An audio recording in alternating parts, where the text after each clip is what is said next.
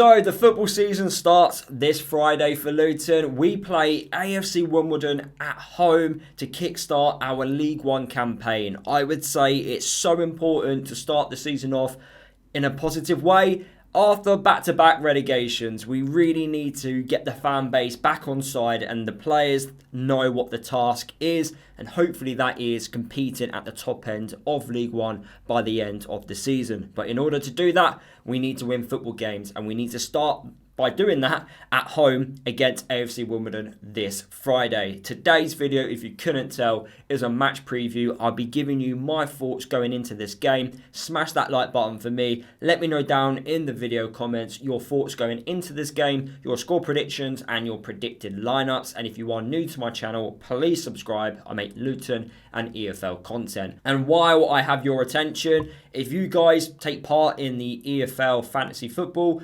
then I will leave a link to my league for you guys to join. I always win it, so please join. Give me some competition.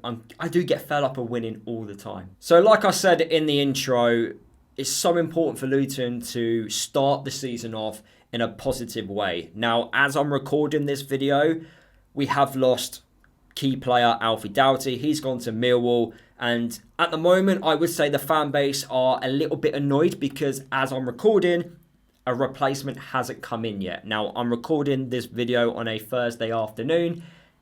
No signing has been made. Will a signing happen tomorrow?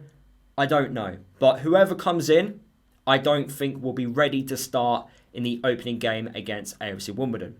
So we will be going into this game without really a recognised left wing back. Now, I know Nigel Longvite can play there and did cover there in the pre-season game against Tottenham and done very well, but that's not his natural position. I also think Ali can also play as a left wing back as well, but we all want Ali further forward rather than back. Also, while I'm recording this video, we are yet to sign that star striker, which I feel like the whole fan base wants Luton to sign. That striker that can score 15 plus goals.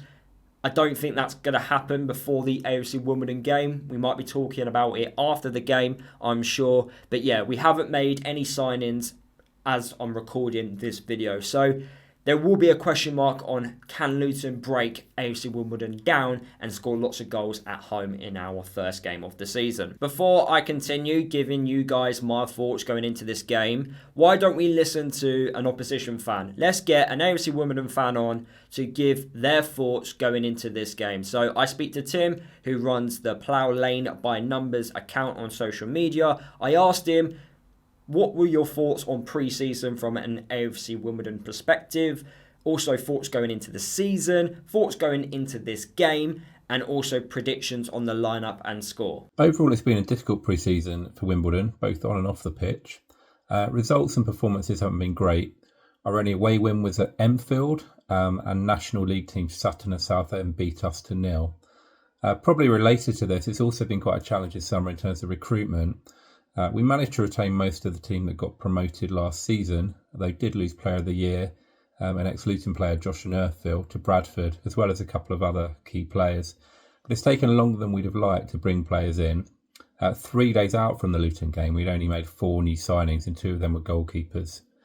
But the mood has improved a bit after quickly adding 3 further players a couple of days before the season starts. Forwards Antoine Hackford and Danilo Orsi, and wing-back Nathan Asimwe.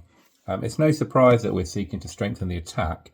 That was much needed after we came up with the lowest goal return for a team promoted from League Two since Southend in 2014-15. Despite the recent signings, I say there's probably more of a sense of trepidation than excitement as we return to League One after a 3-year absence. It was a great achievement to get promoted, but ideally after a promotion you want to kick on and compete at the level above, and that seems a tough ask. We're a small fish in a bigger pond in terms of finances, and I expect we'll have the smallest budget in the league, which always makes things challenging. I'm confident we continue our solid defensive base from last season to give ourselves a chance of being competitive, but the big question is whether we'll have enough going forward to trouble League One defences. I did have doubts about that, but the new signings may help. Looking ahead to the game on Friday, it's potentially the biggest mismatch in the division, with Luton favourites to win the league and Wimbledon the rank outsiders. But I'm hoping that it could be a good time to play Luton. I know there's several injuries and probably some transfer business still to be done. In terms of our game plan, we'll certainly try to keep it tight, good defensive shape, work hard off the ball and see if Luton can break us down. I'm sure we'd absolutely love a 0-0. One concern is that we've regularly conceded early in pre-season. And if that happens on Friday, I can only really see a comfortable Luton win. But if we do keep it tight and frustrate Luton, both the players and the fans, it might give us a chance. We've got a couple of injury doubts. Joe Lewis, who I'd say is our best defender and usually plays in the middle of the back three, and Marcus Brown, who plays as an attacking midfielder or second striker. Aside from that, and assuming no late signings, most of the team probably picks itself. So it'll be Nathan Bishop in goal, who we signed over the summer. Back three, most likely Riley Harbottle at right centre-back, although it could be Isaac Ogundere. And then either Joe Lewis or Sam Hutchinson in the middle, depending on Lewis's availability, and Ryan Johnson on the left. Steve Seddon, who we signed over the summer, will be left wing back. And then recent new signing is Simway, I expect to play right wing back. In central midfield, it'll probably be Jake Reeves, the captain, Ali Smith and Miles Hippolyte. And that was the same midfield that played for us at Wembley in the playoff final.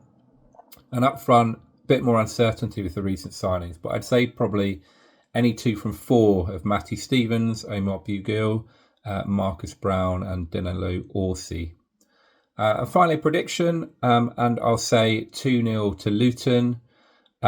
We will certainly give it our all, but I expect, sadly, for us, the gap in class between the two squads will show. Big thank you to Tim for answering my questions about AFC Wimbledon. It's always nice to get an opposition fan on to give us a bit of insight about their football club, because they know their football club more than I do. So thank you, Tim, for that information. As you heard from Tim there are a few question marks in terms of who is available to start the game in terms of defensively for AFC Wimbledon. Now, if you didn't know, Wimbledon were one of the best teams last season defensively. That's what won them promotion. They won a lot of games like 1-0 by the odd goal. They wasn't really this, your typical promotion winning side in terms of scoring loads of goals. That wasn't the way they played. They were really organised at the back, really structured, really hard to break down. And that's what worries me going into this game, because how can we break them down? I think in some games in pre-season and also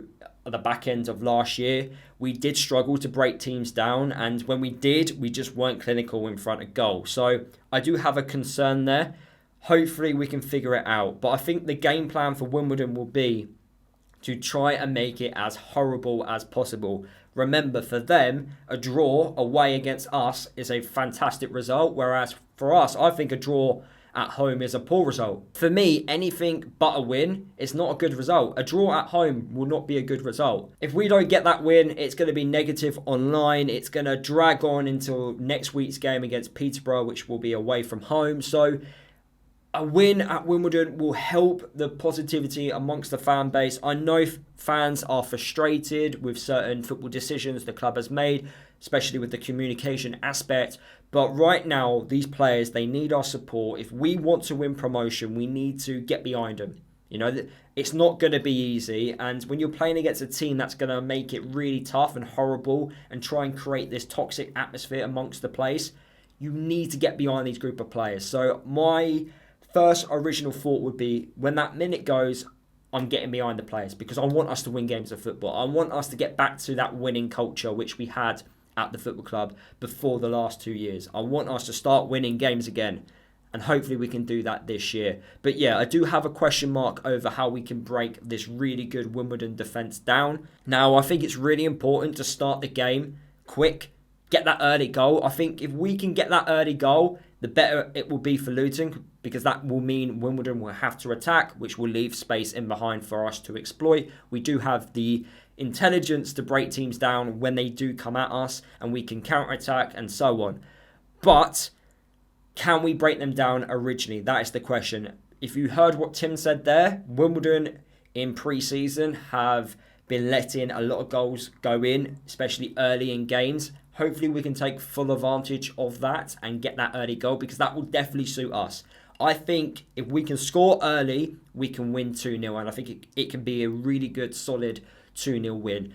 But the longer the game goes, 0-0, I think it's going to be even worse for Luton. That's when fans will get frustrated because we're not able to break them down. And yeah, I can feel the toxic atmosphere amongst the players rising if the game carries on being 0-0. The 3 players that I think are going to be absolutely key going into this game is going to be Ali, hopefully with his individual brilliance and skills to break Wimbledon down using that pace which he has. I also think Clark with his creative mindset, also being able to take risk with his dribbling, will also be key in this game. And I also think Cal Naismith as well, because it might not go to plan this game, so we need someone to lead from the back to kind of make sure to tell the players, look, yes, it's not going our way at times, but remember what the task is. And I think having that leadership, having that experience at the back will be absolutely key in this game. So those are the 3 players that I think are going to be key. And here is my starting 11 for this game against AFC Wimbledon. So in goal, Keeley.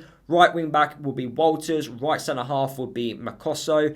Also, the middle centre-half, I think, will be Cal Naismith. The left-sided centre-back will be Nigel Longvike. And I do think at left wing-back, it will be Ali. I know this is not what people want, but what I think is going to happen is I think we're going to push Ali further forward. So although he might start off as a left wing-back, but technically he will play as a left winger, which will mean the space in behind, which he will leave, Nigel Longvike will cover that, and also Saville as well in the midfield. So that obviously brings me to the midfield. I think it's going to be Saville and Baptiste as our midfield partnership, with Clark and also Zach Nelson being the 2 number 10s with Naki Wells up top. That's what I think the starting 11 is going to be. So in terms of this starting 11, you can't play the long ball tactic. You can't go long constantly because AFC Wimbledon will want us to do that. They're going to be physical. They're going to win loads of headers in the air. I can see that. So there's no point lumping the ball to Naki Wells, lumping the ball to Clark. It doesn't make sense to do that. So play the ball on the ground, move the ball quickly and get in behind. That's exactly what we've got to do. If we're going to play this long game, then you play Nordas up top alongside Naki Wells and play with 2 strikers. Because at least Nordas can at least challenge for those headers because of his height. You don't want Naki Wells competing with the 3 centre-halves which AFC Wimbledon will play. You don't want that to happen. So it simply does not make sense. So yeah, that is the end of my match preview. My score prediction, as I've already mentioned, will be a 2-0 home win. I do think we can win, and I think a win will get us to a positive start, and we can bring that confidence and that positive momentum towards our first away game of the season against Peterborough. But Wimbledon, they're going to make it tough. This could easily be a game where we find it a big challenge in terms of how Wimbledon play their game. So thank you for watching. Smash that like button for me. Let me know your thoughts down in the video comments and also your predicted lineups and score predictions. If you are new to my channel, please subscribe. I make Luton and EFL content, and I'll see you guys in the next one.